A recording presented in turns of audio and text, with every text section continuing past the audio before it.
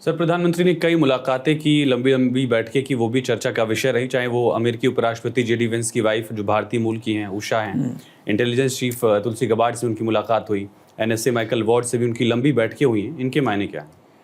It's a very very very smart move of Narendra Modi.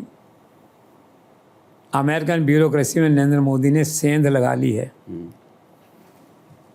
और अब आप ये मानिए कि हिंदू बैकग्राउंड के जितने बड़े बड़े लोग वहाँ पे हैं, by maintaining close relationship with them and by giving them proper respect and dignity to them, Narendra Modi has virtually controlled 50% Trump governance on remote control. आप ये मानिए।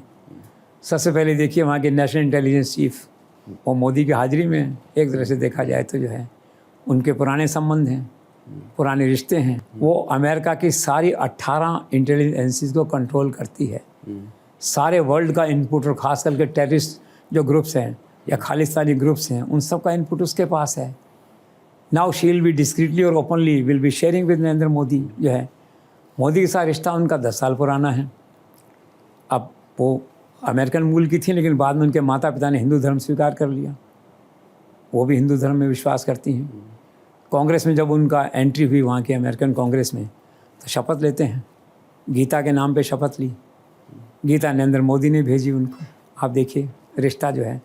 फिर शादी हुई तो राम माधव के हाथ गिफ्ट भेजी नरेंद्र मोदी ने। मतलब हर काम के लिए नरेंद्र मोदी के पास समय है। नॉट ओनली 370 और राम मंदिर, इनके लिए भी समय है। गिफ्ट भेजी वहाँ उन्होंने, गिफ्ट दी उनको। दूसरा क्या, FBI का डायरेक्टर जो है वो पटेल, दूसरी एजेंसी, वो भी इंडियन बैकग्राउंड का आदमी है। तो अमेरिका के सारे इंटेलिजेंस सिस्टम पे आज नरेंद्र मोदी का रिमोट कंट्रोल, एक तरह से रिमोट पार्टिसिपेशन हो गया एक तरह से। और सबसे बड़ी बात है ट्रंप का नरेंद्र मोदी में भरोसा। उन्होंने कैसे अपने इंटेलिजेंस चीफ को, FBI डायरेक्टर को उनसे मिलने दिया।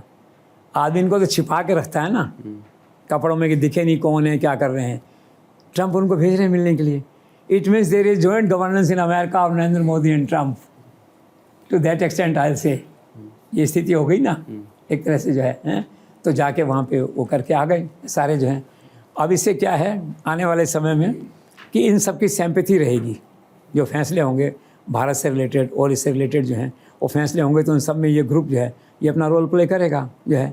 और सबसे बड़ी बात ये है, नरेंद्र मोदी जानते हैं कि ब्यूरोक्रेसी से कैसे काम लिया जाता है। इसीलिए उन्होंने अपना स्ट्रॉन्ग PMO बनाया सबसे पहले, right from PK Mishra to Hiren Joshi to other secretaries and then to Doval, ठीक है।